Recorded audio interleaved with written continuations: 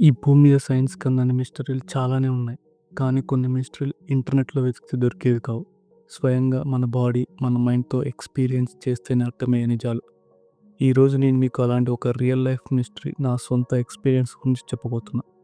అదే నా అరుణాచలం యాత్ర. ఆ రాత్రి నాకు ఎదురైన ఆ వింత అనుభవం, ఆ ట్రాన్స్, ఆ ఎనర్జీ, ఇవన్నీ తలుచుకుంటే ఇప్పటికీ నాకు గూస్ బంప్స్ వస్తుంటాయి. అసలు ఆ రోజు ఏం జరిగింది? అరుణాచలం కొండలో ఉన్నంత అంత చిక్కని పవర్ ఏంటి? తెలుసుకుందాం రండి. మన లైఫ్‌లో ఒక స్టేజ్‌లో కెరీర్ ఏమవుతుందో, ఫ్యూచర్ ఎలా ఉంటుందో అని రకరకాల ప్రశ్నలు, విపరీతమైన ఓవర్ థింకింగ్‌తో సతమతం అవుతూ ఉంటాం. నా మైండ్ కూడా ఎప్పుడు ఇలాంటి ఆలోచనలతోనే ఒక రకమైన గందరగోళంలో ఉండేది. సరిగ్గా అప్పుడే అరుణాచలం వెళ్ళాలనిపించింది. అరుణాచలం అంటే కేవలం ఒక గుడి కాదు దోస్తులు. పంచభూత క్షేత్రాల్లో ఇది ఒక అగ్నిక్షేత్రం. మన పురాణాల ప్రకారం ఒకసారి బ్రహ్మ, విష్ణువుల మధ్య ఎవరు గొప్ప అనే వివాదం వచ్చినప్పుడు పరమశివుడు ఒక అంతులేని అగ్నిస్తంభంగా అవతరించాడు.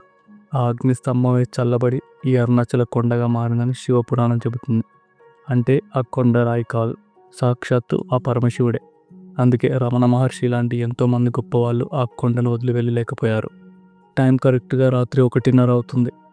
అంతా సైలెంట్. అప్పుడే నేను అరుణాచలం గిరి ప్రదక్షిణ స్టార్ట్ చేశాను. 14 కిలోమీటర్లు. మామూలుగా అయితే అంత దూరం నడవాలంటే భయం, కాస్త బద్ధకం ఉంటాయి. కానీ వింత ఏంటంటే నేను నడక మొదలుపెట్టిన కొద్దిసేపటికే నాలో ఒక తెలియని మార్పు.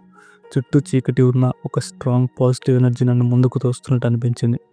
అసలు నేను నడుస్తున్నానా, లేక ఆ కొండకున్న మ్యాగ్నెటిక్ పవర్ నన్ను లాగుతుందా అన్నంత మ్యాజిక్లా అనిపించింది.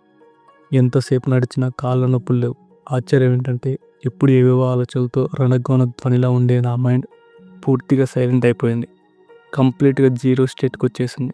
అదొక డీప్ మెడిటేషన్లో ఉన్న ఫీలింగ్లా అనిపించింది. ఆ ప్రశాంతమైన వాతావరణంలో ఆ ఎనర్జీని ఫీల్ అవుతూ గిరివలం పూర్తి చేశాను.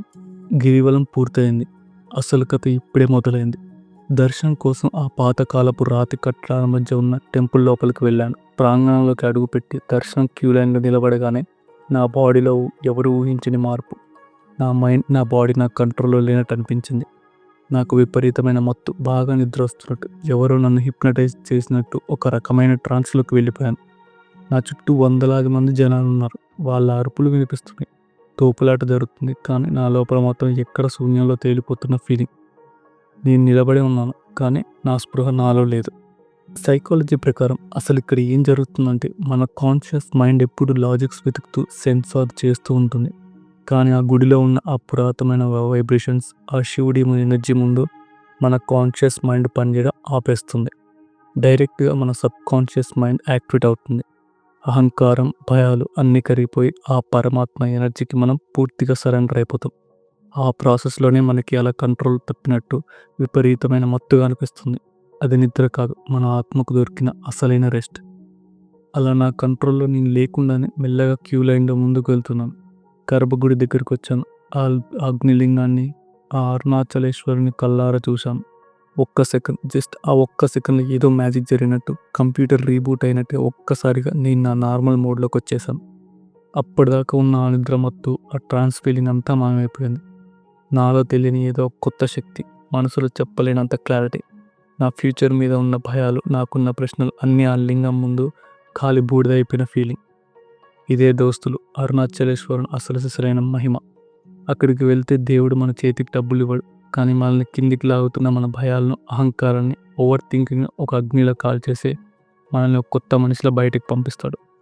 కొందరు దేవుడు లేడంటారు, ఇంకొందరు ఇది కేవలం సైన్స్ అంటారు. కానీ ఆ రాత్రి ఆ గుడిలో ఆ కాస్మిక్ ఎనర్జీ నేను స్వయంగా ఫీల్ అయ్యాను. ఆ ఎక్స్పీరియన్స్ని మాటల్లో చెప్పడం నిజంగా కష్టమే. మరి మీరు ఎవరైనా అరుణాచలం వెళ్ళినప్పుడు కానీ, లేదా వేరే ఏదైనా గుడిలో కానీ ఇలాంటి ట్రాన్స్ ఫీలింగ్ని, ఒక మిస్టీరియస్ ఎనర్జీని ఫేస్ చేశారా? కింద కామెంట్స్లో ఖచ్చితంగా పంచుకోండి. ఈ వీడియో మీకు నచ్చితే ఒక లైక్ చేసి మన 7th సెన్స్ ఛానల్ సబ్స్క్రైబ్ చేసుకోండి. మళ్ళీ ఇంకో ఇంట్రెస్టింగ్ వీడియోతో మళ్ళీ కలుద్దాం. జై శ్రీ మహాకాల్. హర్ హర్ మహాదేవ్. జై హింద్, జై భారత్.